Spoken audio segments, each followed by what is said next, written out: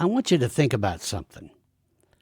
Let's say you're out in the outdoors with your dog, having a great time like you usually do, and your dog drops. Dog's not breathing. Would you know how to save your dog's life? Or what about you're out fishing with your favorite fishing buddy? He or she just collapses, not breathing. Would you know how to save their life? We're going to talk about that next. The Montana Outdoor Podcast is brought to you by Rocky Mountain Truck and Trailer, home of Boss Snowplows and Accessories, and Diamond Sea Trailers and Accessories.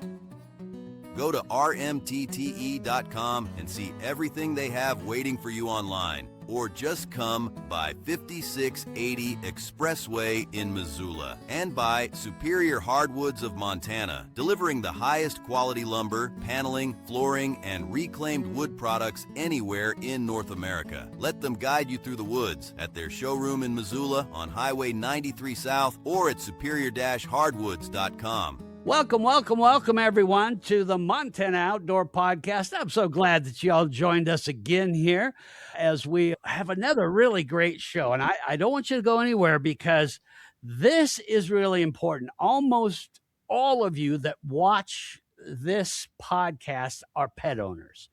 Outdoor folks love our dogs. We love the dogs. And so we're going to talk about how to save your dog's life. It's information that a lot of us don't know. I'm guilty of it. I don't know as much as I should. And me and my little pup are always out and about. So this is important info. I think you're really going to like it. And you're going to feel like you could do pretty much save your dog's life in about any situation. And I'll also give you some great information about where you can go to find that info. So we'll talk all about that. Be sure and subscribe to the podcast and share it. That helps us out a lot, especially when you subscribe. A lot of you are very avid viewers. When you subscribe, you'll get a little message if you have those notifications turned on of when a new podcast is out, which is kind of handy. So please do that. We would really, really appreciate that. Now, let's get into what we're going to talk about. Racheal Vargas is with me. She is with Montana Canine Safety. And we had her on. Racheal, it's been about 2 years, hasn't it, since you were on here? I think it was. Bring some time, yes. Yeah, so I'm really glad that you were able to come back, especially this time of the year, because Montana's had a weird winter this year. And as a result, we have got ice conditions. A lot of our viewers love to ice fish, and we have ice conditions that are just kind of all over the place. So we've really been trying to remind people to be super careful out on the ice. Yeah. And, I've done several podcasts about ice safety and all that. But the thing is, we can't really explain that to our pups, and they get curious. In fact, just not long ago, I almost lost my doggy. He was out with me, and you know how it'll get kind of froze for maybe the first few feet on the river. And we were walking along the Clark Fork River, and I turned my head for a second. He decided he wanted to go step out on that, and boom, it broke right off, and I got wet, but I got him back. But those are the kind of things that, with this weird weather where it gets really warm and that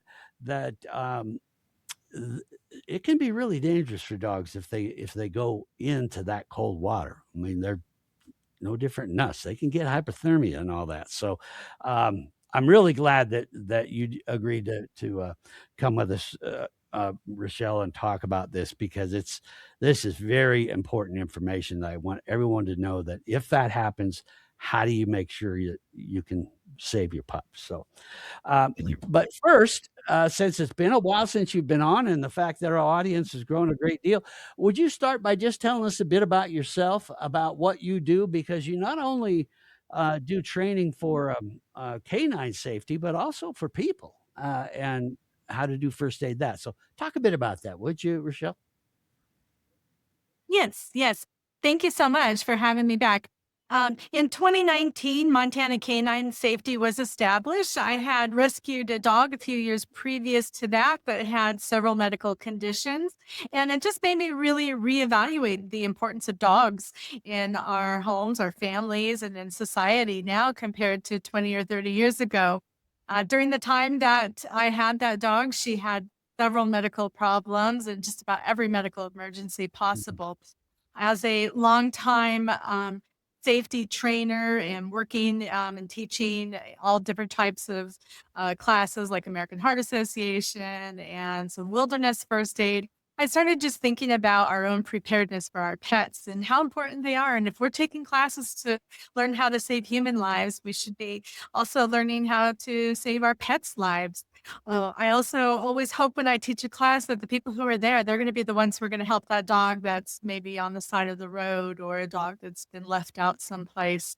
So hopefully they'll be able to use all those skills for Mhm. both their dogs and their owners. Yeah, and that is just so important. From all different aspects of it, and we're going to cover a lot of stuff, folks. But here's a good thing: if you missed part of this podcast or you weren't paying attention, you go, "Wait a minute, what did they just say?" Of course, you can always watch it again. But also in the podcast description, I'm going to have a link to Racheal's website, to her Facebook page for both the human side and the dog side. So that way you guys can go back and review and get information, learn about classes that are coming up, all kinds of stuff like that. So, fear not. That's all right down there for you. Don't have to look at it now, but you're welcome to if you want as we go along. So let's start with learning about Montana canine safety and how all that got going. You talked a little bit about how you decided to learn more about how to save your pet and all that. I had a weird deal. I was wanting to bring this up to you because sometimes when we have an emergency ourselves, our dogs react in a whole different way. And I don't know if that's something that you guys kind of address or not, but a while back, I unfortunately had a heart attack and at home, and my dog Verdell, or Verdi is what he goes by, but uh, it really concerned him a great deal. And before I passed out and all that, I was able to hit a little thing on my phone that unlocks the door, and I had called 911. Well, when the ambulance got there, I was out of it, and Verdell really was having a problem with the uh, fire department people and the ambulance people touching me. And so he sat on me and bit them. And they told me all about this later. And Um, they finally had to wrap him up into a blanket so they could get to me. But uh, is there anything we can do there? I mean, I don't know if is there something you can train the dog of how to do it? I had no idea he got that protective, but it really freaked him out. Right. Well, it sounds like he was doing his job to Yeah, protect you and, um, yeah, I don't know what there's not much you can do with that, but he was yeah. definitely doing his job and he took it seriously and he was protecting you. And so, um, yeah, I think that's the best case. Mhm. Yeah, and the fire department people and the ambulance people were really nice about it, and they said, "Hey, just wanted to let you know that, he may get a little nervous around people like us because we did have to wrap him up in a blanket," but they were so sweet about it, and, the poor cow Mm. got bit. She got bit pretty good, but I felt pretty Oh, bad. gosh. But anyway, talk a bit about, some of the things that like the main things that we should know as dog owners as far as first aid. What are the basics that really every dog owner should know? Okay. Yes, I think every dog owner should have some supplies available to help their dog, whether they're taking their own personal first aid kit and adding some additional items to that. I think preparedness is a big part of it. The other part of that is prevention as well. And so, not skipping basic behavior training. We really believe you can save your dog's life in many instances with your basic behavior training. You imagine you get out at a trailhead, for example, your dog jumps out of the car, starts taking off, gets almost hit by somebody, or gets in a fight with another dog. Those are all preventable things.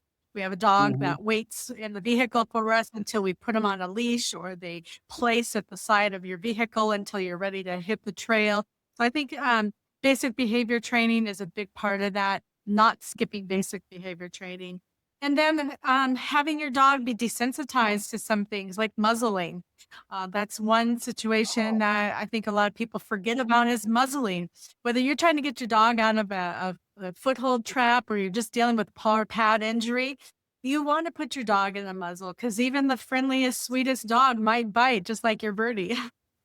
Yeah. Mhm. Yeah, that's happened to me before when he was choking once, and I was trying to help him, and he was not having it. So, that's a good idea. So Right. so those things that I mean, how do we learn that? Are there good resources out there that we can find, or do you or is it an obedience class is the way to go for something like that? Like, for the behavior training part of Yeah. it, Mhm. definitely taking an obedience training, it would be a good start, and, there's all kinds of other resources as well, but I don't think, I think going to some basic behavior training classes, some basic obedience training classes is a really good start. And then, with muzzling, that's one of the basic first skills that you learn in any of our classes is a few different ways to muzzle a dog and making sure that people have an extra leash and some tools to be able to do that in the event that they have to. And I always again tell people it might not be your dog caught in the trap or it might not be your dog hit on the side of the road. And you may need to have an extra leash in your vehicle to help Mhm. that dog. So always having an extra leash, you can use a leash to make a makeshift muzzle and then desensitizing your dog.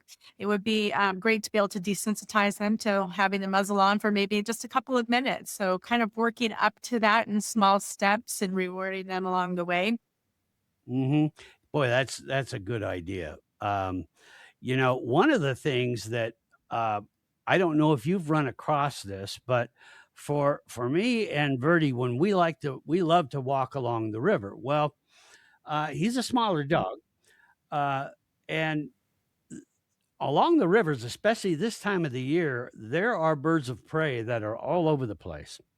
And, this time of the year, food gets a little light for them, and they will go after about anything, and that's actually how I lost one of my dogs was, it got hit by a bald eagle and killed him, and so being able to get your dog to learn to stay near you, to that heel, to be with you because when you're walking in some of these instances, like along rivers and that, where these whether it's bald eagles or osprey or any of that, they will focus on a small dog. They don't know what it is, and so are there again? Is that more the obedience thing, or is there some quick tricks that we can learn to get them to kind of hang a little closer?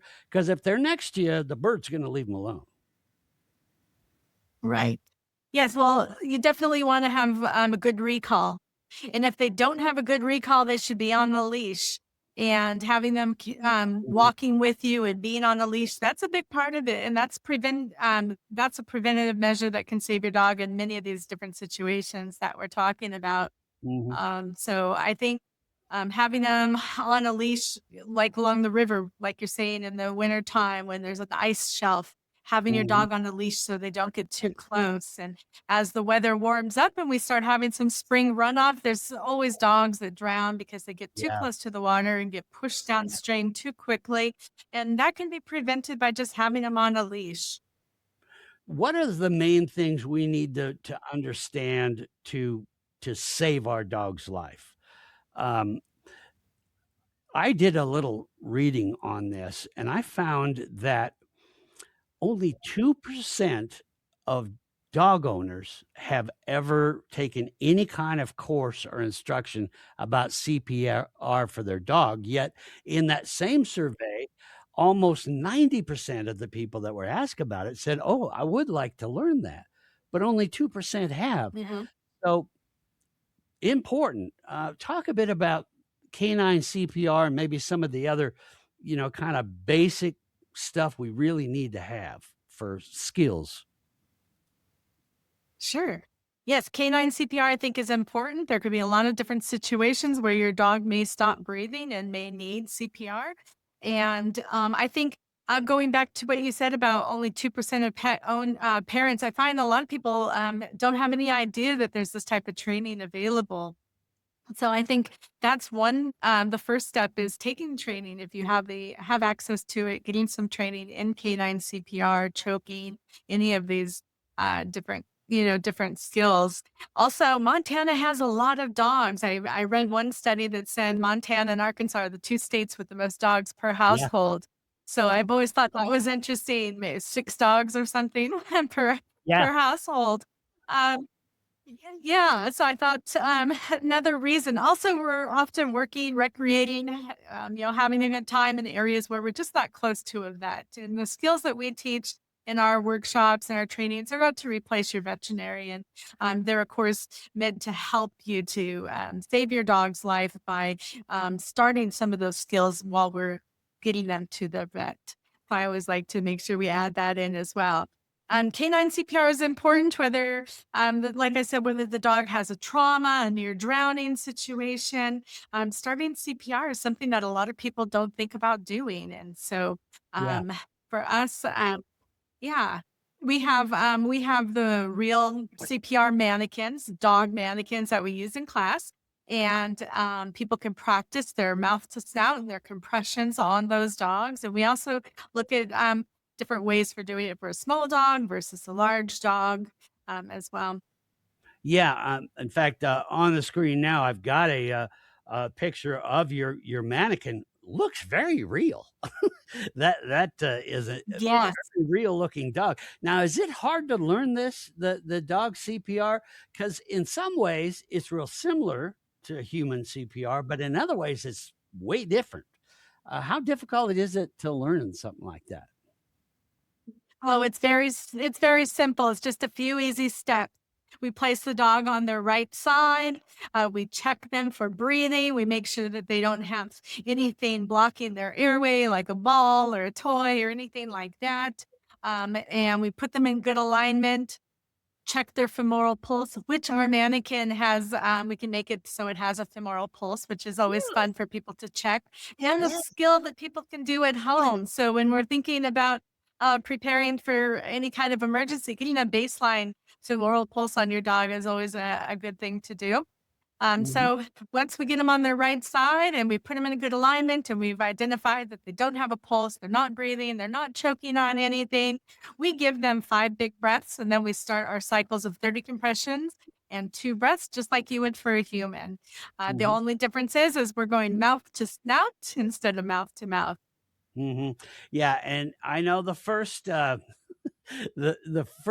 impulse that I saw, one of my grandkids was looking at me, looking at the pictures, and they're going, "Oh, wow, that is gross, Pop." And I went, "Well, but would you do that for your doggy if?" And well, yeah, I guess I would. So it is. Now, Yes. do you have to be careful on how hard you're blowing into their snout?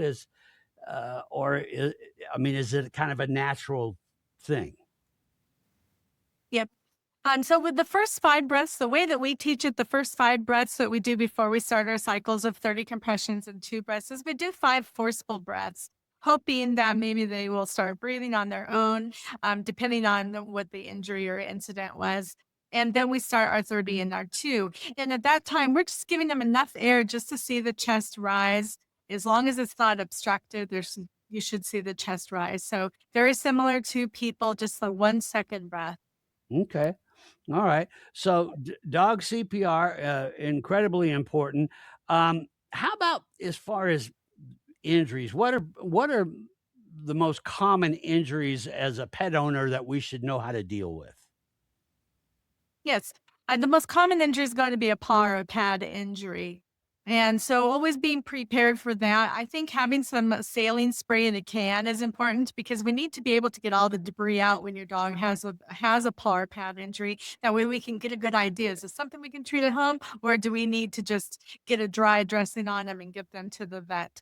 So Mhm. paw and pad injuries, most common when you're hiking, whether they get burrs or thorns in their paw or their pad or other debris, or possibly a tear.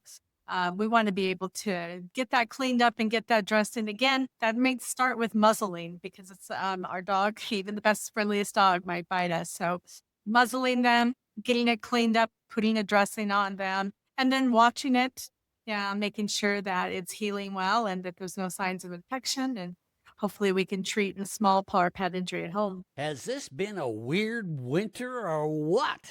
One minute you're desperately needing to clear the driveway and work areas of snow, and then the next you're staring at all the stuff that needs to be done for spring, even though it's not supposed to be spring at all. Thank goodness there is Rocky Mountain Truck and Trailer. No matter if it is a traditional Montana winter with snow all over the place or a winter that makes you think that maybe Mother Nature needs to get back on her meds. Stat. Rocky Mountain Truck and Trailer has what you need to get the job done. Is snow piling up all over or looking like it's about to? They have the best snowplows in the world. Yeah, that's Boss snowplows. Those will remove snow fast, like, well, a boss. Or how about something that can help you at work hauling all the stuff away that the snow was conveniently hiding, or can haul your big boy and big girl toys on your next adventure in Montana's outdoors? Rocky Mountain Truck and Trailer has the best. Yeah, I'm talking about Diamond C trailers and all the incredible accessories that go with them. And remember, Rocky Mountain Truck and Trailer has an amazing service department. Need your trailer rewired so the lights work the way they're supposed to? They got you. They'll have your truck and trailer doing what they're supposed to in no time. How about some cool accessories for your truck? Yeah, splash it up a bit. Oh, they've got those, my friend. And get this, Rocky Mountain Truck and Trailer can even help with financing. Yeah, you heard me right. Financing. Go see Rocky Mountain Truck and Trailer. They're in Missoula at 5680 Expressway. Or just go see them from anywhere online at rmtte.com. No matter how weird the weather is, Rocky Mountain Truck and Trailer will help you get everything done and looking like it's supposed to. So go see them at rmtte.com. That's Rocky Mountain Truck and Trailer. These common injuries are something that we really should know how to deal with, and that one of them that kind of happens for both humans and dogs is stopping bleeding. I had a friend that was had taken an elk down and was cutting cleaning the elk, and he just it was getting kind of late. He was in a hurry and he wasn't thinking, and of course he was cutting towards himself, and he stabbed himself in the leg, and just by horrible accident hit that femoral artery, and he couldn't stop the bleeding. He didn't know how to stop the bleeding. And he was Mhm. really lucky in that he got on the main road and passed out, and somebody saw him go off the road, and he Wow. was just really fortunate that they did it. But he ended up saying, I need to know that. So Yeah. for dogs, it, what do we need to know there? And is there certain kind of things? Is a tourniquet Mhm. okay to use on the dog? How do we know Yeah. when it's time to use one of those? Kind of go over some of that. Yeah. Yeah. So all of your human supplies for bleeding control, like your hemostatic agents, like Quick Clot Combat Gauze or Cheeto Sam, all of those products can be used on your dog as well. And if a dog has a large bleed on its leg, you can apply a tourniquet if it's on one of the legs. So the way we apply a dog tourniquet is up high and tight. And one thing that you can do if you don't have a canine specific tourniquet is you can use your human tourniquet. So if you have a combat application tourniquet, a cat tourniquet, or the SAM XT, any of those windlass rod style tourniquets, we can apply that at the top of the dog's leg.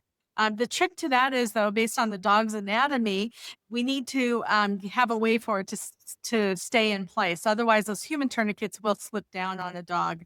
One thing that you can do is Mhm. just to buy some 3 or 4 inch vet wrap and wrap that really tight at the top of the dog's leg, and then put the tourniquet over the vet wrap, and that'll prevent it from slipping. They Oh, do good sell idea. some Okay. specific tourniquets as well. So, TACMed is one that sells one that's canine specific that's made with rubber. But if you have a human tourniquet, you can use that with just by adding that extra vet wrap to it. Any other, real common injuries that we should know about? I know one in particular, that we talked about last time you were on, and when I did a little, research, I found this happens way more than people know, and that is dogs getting caught in traps. I mean, Montana is a trapping state. It's a very popular, um, way of hunting, and they don't necessarily mark where the traps are. No. So one, how do we prevent that? Two, if they get into a trap, are there some basics on how to open a trap and do that?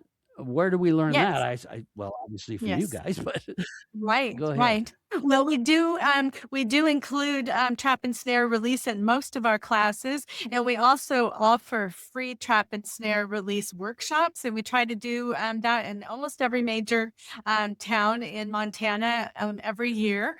And we're actually getting ready to have a couple of those coming up in March and April as well.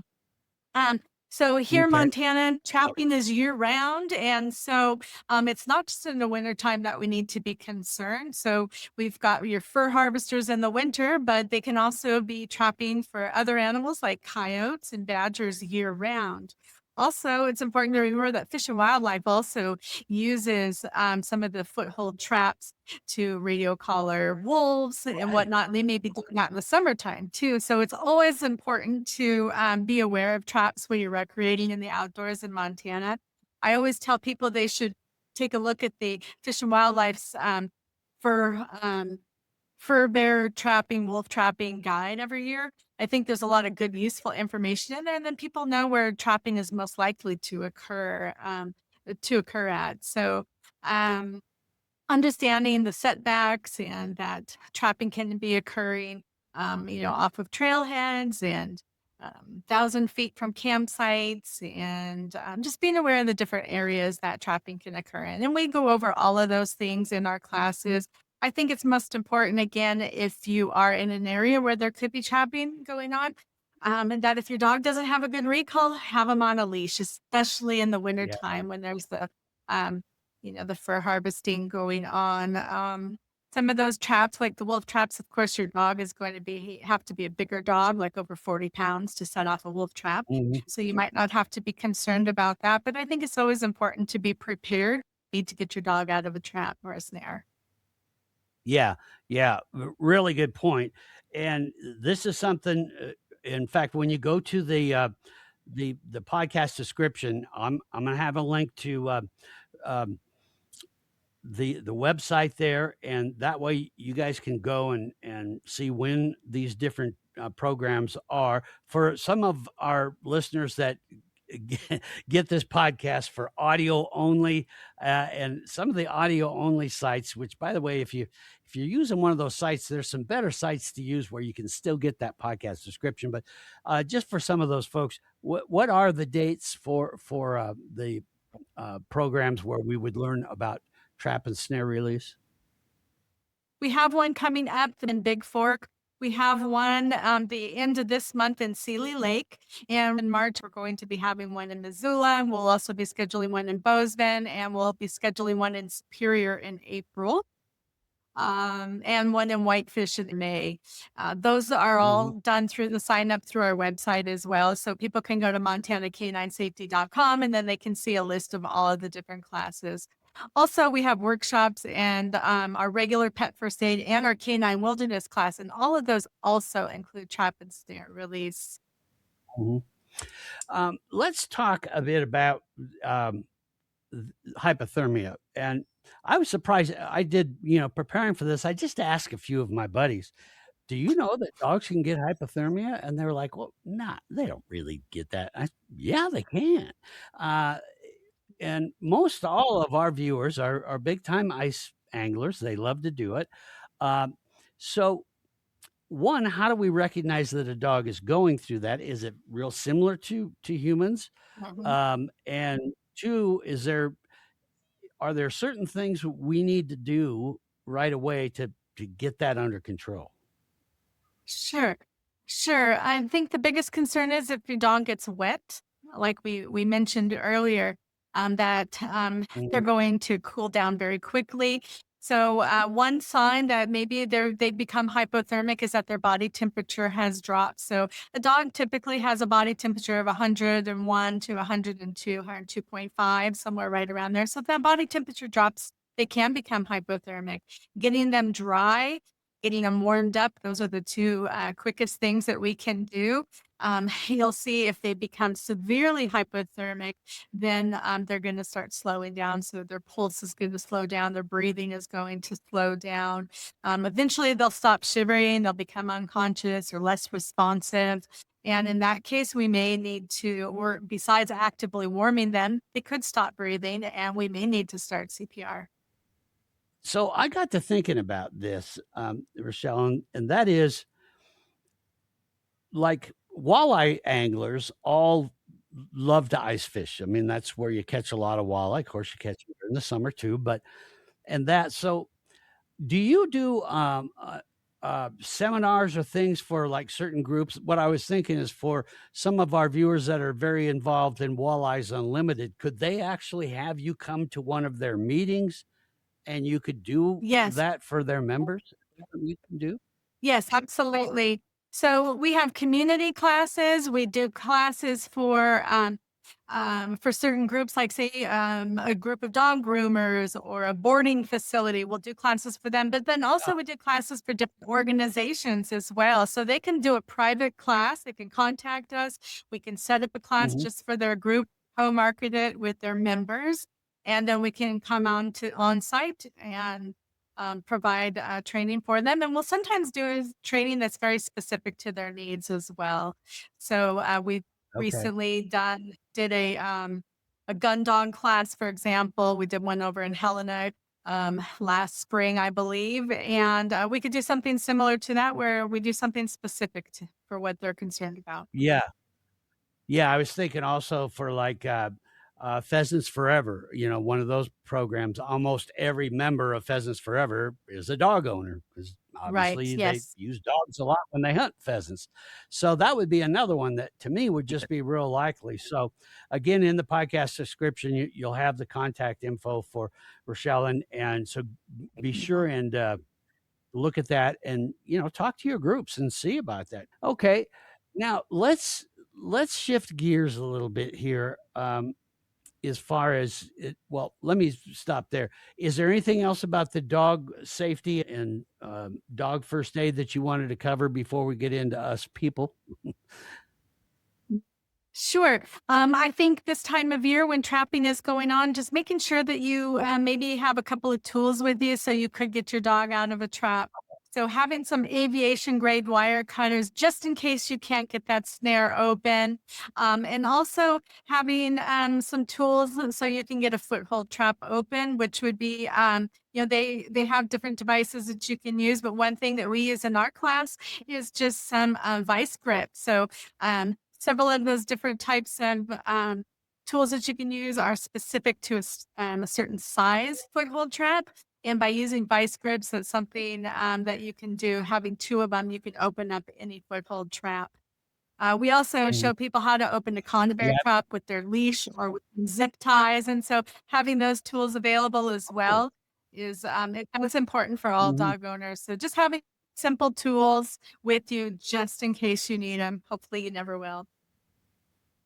Mhm. Well, and that's where that muzzle training comes into play big time, because though you're trying to save your dog and get him out of the trap, it hurts, and dogs just naturally can try to bite you, thinking, What are you doing?" So that's where Well, that muzzling, I imagine, really comes in handy. well, you imagine if you're trying to open a foothold trap with your hands, your face is going to be right next to your dog's face as well. I've got a question for you. When you walk into any room in your home, do your walls tell a story? Well, at Superior Hardwoods of Montana, they specialize in wall paneling that brings warmth, texture, and authenticity that can tell a story about what that room means to you. Your wall paneling from Superior Hardwoods can even tell a story about the history of where you live, or share a special memory of where that wood came from. Yeah, in their own way, your walls will let it be known what is special to you. How is that possible? Well, Superior Hardwoods stocks a massive variety of styles, from reclaimed barnwood and weathered boards with real history to new precision milled paneling made by American craftsmen right there in their shop in Missoula, Montana. You really will get a special feeling every time you walk in the room. Yeah, you can go to the big box store and slap something on the walls, which I guess says something too, but you can have Superior Hardwoods find you something special to you and those you love. So become part of this Superior Hardwoods family of customers, and be reminded every time you walk into the room that every piece of paneling supports local jobs and keeps American manufacturing strong. No, this isn't just about design. It's about reclaiming America, rescuing old barnwood, honoring its past, and giving it new life in your home, cabins, or businesses. Every piece of paneling shows off its quality, character, and craftsmanship that lasts. So whether you're building new or remodeling, let Superior Hardwoods guide you through the woods. You can visit them there in Missoula, Montana, in their showroom, or learn all about them from anywhere at superior-hardwoods.com. Yeah, right there online at superior-hardwoods.com. Superior Hardwoods of Montana, reclaiming America, one wall at a time. Go see them. Anything else you wanted to go over about our pets before we move on? No, I don't think so. We have a list of some different supplies that you might consider, and some of the different topics on our website, as well as those upcoming classes. And we're always looking for people who want to host a class as well. So even if you just want to host a class in your community, you have a hiking group that wants to host a class, you have a location we can come to. We're always looking, and we hope to have our spring and summer schedule completely up online here in the next few days. So we're working on that right now, but we have several classes open to the community, as well as up at Flathead Valley Community College, and also at the Lifelong Learning Center in Oh, Missoula. Yeah. okay. So again, back on the podcast description, we'll get that stuff in there for you, so it'll be an easy click to find some of these things and get involved. Now let's shift gears, and I want to talk about the human first aid side of it. This is another one. I didn't get the exact numbers. Well, I saw it, and then now I can't remember. I should have written it down. But how many people do not know basic first aid? It's kind of shocking, isn't it? It is. It's very shocking. I've seen some various numbers. It's kind of hard to believe, but there's so many people who work in professions where they've never had to take a CPR class or a first aid class. So some states do require it at some point in high school, but not in every state. So the numbers are actually pretty low for the amount of people who have a current CPR card or who've taken a class. Hmm. So, what are some of the things that you offer? That's a different company. Talk about that organization and what all you help us with. Yes, so Montana Health and Safety Training provides several different types of training and certification. So we do all of the American Heart Association programs. So just your basic heart saver and BLS classes. We also offer the NASAR, National Search and Rescue Wilderness Medicine program. So those are very popular with people who hunt and fish and hike and spend time in the Mhm. outdoors. We offer the 8-hour basic wilderness as well as a 16-hour class. We do those the most frequent. And again, just like the canine classes, you can contact us and we can set something up in your community as well. Mhm. We also offer Stop the Bleed. I feel like Stop the Bleed is the most valuable 75-minute type Big of a time. training that you can take. We practice with tourniquets, we practice packing wounds and different scenarios, and scenarios related to snowmobiling or hunting accidents or bike accidents. So all types of different outdoor activities that somebody could be enjoying. We talk about different scenarios. How would you handle them? And we work on bandaging, wound care, impalements, all different types of injuries. But bleeding control is really Mhm. important and something we really strongly feel everybody should be prepared for a bleeding emergency. Just like the other programs, we can come out and do a Stop the Bleed class for any group too, like an outdoor group that would like, to do that type of training. And it's only 75 minutes, so it's not a big Oh, heck. commitment.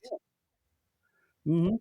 Do those bleed stop stuff, you touched on it before for doggies, but for people too, does that bleed stop stuff work?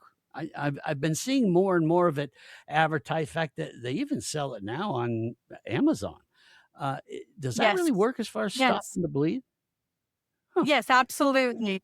I do caution people though about buying some of those products on Amazon. There's a lot of knockoff products on Amazon and fake tourniquets. So I think it's really important to go to a trustworthy site like Sound Medical or North American Rescue and purchasing your items through or stopthebleed.com has a shop Stop the Bleed. So you can go through one of those sites and buy products that are good quality products because we don't want to cut corners in the event of a bleeding emergency. So yes, Yeah. those products work really well. Combat gauze, having the Z folded combat gauze, that's a really crucial item to have in your first aid kit. Having 1 or 2 packs of that with curlics and gloves and a tourniquet, those are all really important things to have. So one of the things that I had mentioned earlier, Rochelle, was about the falling through the ice. And, we need to understand that when pets do that, if you haven't taught them to be obedient and stick with you, you need to understand how to deal with a pet that is going into hypothermia. But that's one of those accidents that both you and your pup can get into at the same time. And Yes. hypothermia for humans can be a killer. Talk about hypothermia and how do we notice that it's not just someone being cold, they are actually going into hypothermia? Are there certain things that kind of stand out more than others? Yes. Yes. I always tell students to remember stumbles, mumbles, grumbles. You might have heard that one before. So stumbling, they start with their dexterity is off. Maybe they even trip or they're not walking quite as easily as they normally would. Mumbles, their speech might be confused or they might have a hard time articulating or slow speech or Mhm. slurred speech. Then grumbles, we'll see that their personality, their behavior might change a little bit. They might even get a little combative or a little irritable. Those are all clear signs of hypothermia, severe to moderate, moderate to severe hypothermia in humans. And in that situation, we need to Okay. get them all the wet clothing removed, get them dry, warm them up. This is a time I always tell everybody this is a time to get that little silver blanket out of your emergency kit that's been in there waiting, right? Their hypothermic blanket, wrap them up Mhm. in it, get them warm, and be prepared to start CPR as well. So once some of those signs start to happen, it can lead all the way to them actually stopping breathing, right? That's right. Yes, both for humans and canines. In the case of severe hypothermia, eventually they could stop breathing, and as their body slows down. So we always need to be prepared to start CPR in any of those emergencies. And don't forget to call 911. Right. So let's say we're out ice fishing. Somebody gets out a little on that thin ice. They go through the ice. Hopefully, you've got all your throw ropes and all the things that we've gone over when we've had our ice fishing podcasts about it. Now we're able to get that person out of the hole. Remember, do not go right up to the edge of the hole to pull someone out of the ice, or you're going to go through too. Throw that Yes. line. Uh, and then start to pull them out, and be sure and ask for help. Often when we're ice fishing, there's a lot of other people around. Get that help and get them out of there. Now, you say get them warm right away. So is it just getting in the car and turning on the heat, or is there certain things? Is that good enough, or should we be doing No. something else? Yes, let's get all that wet clothing off of them, wrap them up in some warm blankets or your silver emergency blanket. We can give them something warm to drink if they're only moderately or mildly hypothermic. How do we And know then when they're come out of the danger of it? How do we know that? What would be the signs that they're out of danger and we're okay? yeah. Hopefully they've stopped shivering, their speaking is coherent, and it's still a good idea if they've had some severe hypothermia to definitely you want to still get them seen. So calling the EMS, Okay. calling 911, or getting them in to be seen in an urgent care or hospital would be important afterwards. Mhm. If you have it available to you, let's say the house or the cabin's nearby, does it make sense to put them in a tub with warm water, or is that a no-no?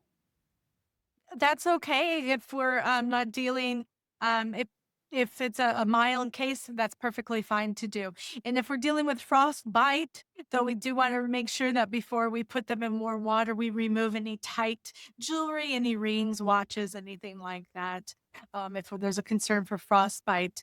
But if there is a concern for frostbite, we're always gonna treat the hypothermia first, and then we'll deal with the frostbite second. Mhm, mm, Putting them near a heater, a fire, a warm fire, something like that would be better than putting them in the water. mm. What kinds of things should we have in a first aid kit, that keep on the boat or the camper, or, taking with us hunting? What are the things we should look for that kit Yes. the must-haves, shall we say? Sure. I think it's good to consider putting together your own first aid kit because so many of the commercial ones, especially if you go with the lower end commercial ones, they just contain a bunch of band-aids and Yeah. and a lot of things, not all of the things that you're really going to need. So I think having a good kit that has something for bleeding control, that has Kerlix and gauze and gloves, having a tourniquet, those are some of the key things. You can have your bacitracin or Neosporin or some of those, something, some type of a first aid ointment is always good. Burn ointment is another one that you might consider having in there. Something for low blood sugar, I think, is another item that gets missed. So whether it's having some honey or sugar or something for low blood sugar, and yeah, and Curlix is another thing. So just tourniquets, all of those items are great. Mhm. Well, I'm gonna pull up one of my, special guests here because he had a question. Uh, so this is What? Verdi right here, and Oh, they actually, sell, first aid kits for dogs. A lot of people don't realize they do. yes. What are some good places to go to find that, a first aid kit for Yes. doggies? Check your local pet store. We also offer them in some of our classes. We do offer a paw and pad injury kit, and then we offer a basic first aid kit as well. And we have a list of items on our website that we have in those both of those kits. But we did try to have those available at our workshops. There's so many different ones out there. Adventure Med makes one. I think that's a good one to get. Those you can buy at Adventure Med or any local pet stores. Some of those small boutique shops have a great selection of those as well. So let's talk about other things that we need to know about having uh, uh, knowledge for ourselves. One of them that I got several questions on when I was letting folks know that I was going to have you on. They said about if someone with you breaks an arm or a leg, should you try to reset that, or what should you do? Yeah, so I think if you're in an urban area and you're close to an urgent care or a trauma center, you shouldn't try to reset it. If it's a hip or a leg, we're probably just going to call 911 and let EMS, let the professionals handle that. But if you have an arm or wrist that's possibly fractured and you're close to a trauma center, then you can just take them in, just secure it. Don't try to put it back into place or splint it. But if on the Mhm. other side of that, if you are out fishing, you're hiking, you're hunting, you're ways from care, but then having a SAM splint or some other type of a commercial splint and knowing how to use those ahead of time is really useful and really important information as well. Okay. One of the things I wanted to bring up, just because I saw this, I don't know if it was on your website or where it was, but I'm going to pull it up here just so you can help me with this. So, what am I looking at here? This is from one of your classes.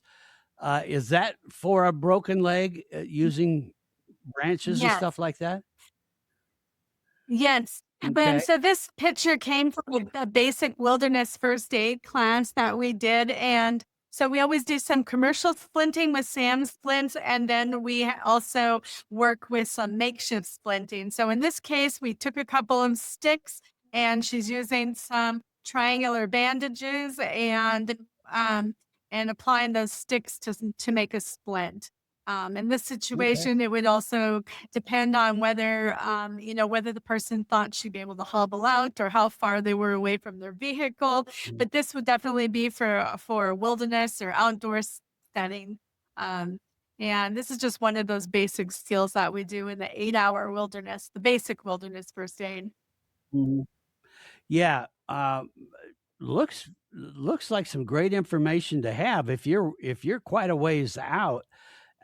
Would this give them enough comfort then to be able to, maybe like you say, hobble a little bit? Would that help um, uh, them get along, so you're not having to carry them, or is this for when it's extreme and they need to stay off of it? It could be one or it could be either or of those Okay. situations. So, perhaps it's, maybe it's really just a bad sprain or a strain, and we can work slowly towards the vehicle. It's going to depend on how far away they are from their vehicle as well. Or it Mhm. could be a situation where we can't call for help or the person doesn't have a way or a means to call for backup help and we have to get the person out. We could splint and then we could maybe make a makeshift gurney or litter and carry them out. Mhm. And those are really just important skills to have. I really like the stuff that you guys do with this wilderness training because um, having that basic knowledge, it's going to save somebody's life in the extreme Mhm. side, and then just on the other side of being able to get back to help. And I think that's really Mhm. kind of the bottom line that we learn with the canine side of it and the people side of it is how do we get to the point where we can at least get the people to a professional that can continue that Mhm. first aid. Uh, Anything else you want to talk about as far as the people side of it that we should discuss while I got you here? I just think being prepared, having some of those emergency items, maybe you have a bigger first aid kit in your vehicle. This time of year, I know we've had this, this very mild winter, but we should still have our vehicles ready for an emergency, having some extra blankets, having the extra first aid kit and those emergency supplies.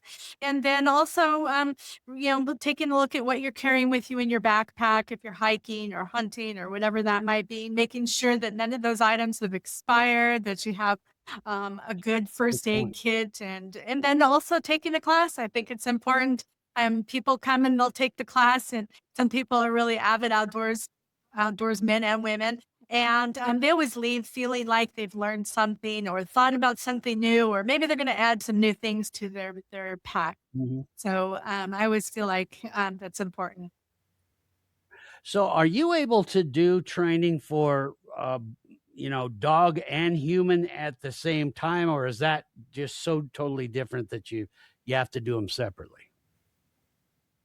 We always have done them separate. We've done them separate though for the same group. So we've had some organizations Okay. have us come out and do a canine first aid class, and then maybe the next day or later on that evening do a second class for humans. So we have had that situation happen.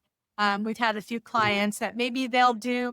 They work a lot with dogs, and we've done pet first aid or we've done canine wilderness for their staff. And maybe we'll go back and do like a stop the bleed class because maybe they're concerned about those staff members getting bit or having to deal with it other dog, dog attack or something along those lines. So we have done that for a few organizations. Mhm. And one thing Well, I have found is that everybody who has a dog spends time outdoors, and the people who come and take a basic wilderness or wilderness first aid class, all of those people have a dog. So we end up mhm. seeing them one way or another. Right, and what fascinated me is when you really think about it, some of these, first aid instances, both the human and the dog can have them. Like I say, people that, you know, the dog falls in and, now they're getting hypothermia. You fell in getting the dog out. Now you've got it. So, and the bleeding situation, both you and the dog, or one of you can be having it. So, really, you got to kind of prepare for both. As dog owners, we get into all kinds of stuff, and you never know. Um, I know Verdi's had me stepping and fetching a few times, especially when he was a little younger, and stuff that I was like, oh man, I didn't even think that he would do that, but he did. He got in a Yeah. fight with a Great Dane once, and I was like, how did that happen? Fortunately, the owner of the Great Dane that was a very obedient dog, and he was able to call him off. But Verdi started it, bit him first, and so could have been really bad.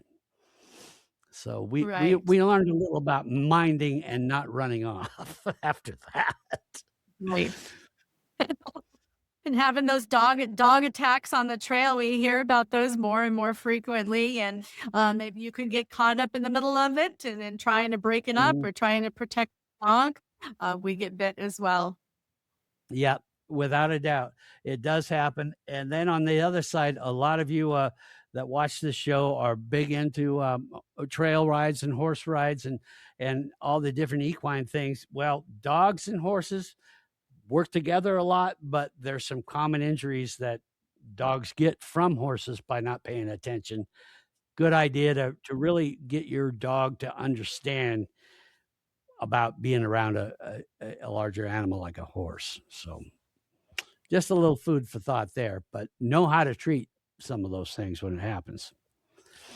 Um, Anything else you want to cover, Rochelle, before we go?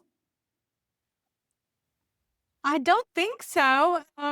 If anybody has any questions, they can always reach out to us through our social media or through Mhm. our website. And I just want to invite you to come and take a class with us as well. So hopefully next time we're in your community, you can come and take a class. Like I said, we have several at the trap and snare classes coming up next month. So hopefully we'll see you at a class. Yeah. All right. Verdi and I will be there and we'll figure it out. Now, do people bring their dogs or is it best to just not bring your dog to the dog training? I imagine that could get a little crazy. It can get a little bit crazy. So we have people come with service dogs all the time, and we work with a couple of Mhm. different organizations here in our state that provide service dogs. So we often have service dogs in the class. We don't recommend that people bring their dogs to our class Okay. unless it is a service dog. We have all kinds of Mhm. mannequins, huskies, labs, even have a little corgi and a chihuahua. So we have mannequins for all types of dog owners, and it's best to practice on those and not cause undue stress to our pet. Right. Okay, sorry, Verdi, you're gonna have to stay at home. So, anyway, well, I wanna thank you so much for spending the time with me and helping us learn about this very important side of things. It's just I can't stress enough, folks, know these things, learn about these things so that, well, we don't have the unfortunate situation that, turns into a tragedy. So, I want to thank you very much. And again, folks, if you've got questions for Racheal, there'll be a link in the podcast description where you can click on that. It'll actually just open up the email browser and set it all up so you can send a message right to her. So real simple. And you'll be able to ask her questions as well as you're going to have all the other info on there. So thank you, my friend. And Thank I hope to be seeing you soon at one of your classes and learn all about this so I don't have to ask so many dumb questions. you. There's no such thing as a dumb question. There you go. Okay. Well, there you have it, folks. And again, if you end up having any of these kind of situations come up where you're going, now what was that and where was it? You can always get a hold of me, and I'm more than happy to spend some time on my email and get with you. As far as anything else, just use the links. That'll get you where you want to go. And don't forget, we've got some other really great podcasts coming up here. We've had a lot of response about the podcast we just did about Flathead Lake and the levels on Flathead Lake and all that. That podcast will be up forever and ever. So, for those of you that have more questions, I can certainly get those to Brian, and he can help you. I'm so glad that so many of you really found that to be interesting. And the same with this one. Just as Racheal said, there's no such thing as a dumb question. So till we talk again, be safe out there, be good to each other, and we'll see you next time on the Montana Outdoor Podcast. Thanks for watching the Montana Outdoor Podcast. There's no way we could do this podcast without the incredible support of sponsors like Superior Hardwoods of Montana, home of the largest selection of in-stock, high-end wood products and flooring in the western United States. Let them guide you through the woods at superior-hardwoods.com. And of course, Rocky Mountain Truck and Trailer in Missoula, home of Boss snowplows and accessories, and Diamond Sea Trailers and accessories. Go see them on the web at rmtte.com. We'd love to hear what you thought of this week's podcast. When you get a minute or two, shoot us an email and tell us your thoughts. Same goes if you have any questions for Rigger or this week's guest. Just send your questions or comments to downrigger@montanooutdoor.com. Hey, don't forget we should be dropping a new podcast this next Saturday. Until then, gang, we hope to see you soon out in Montana's great outdoors.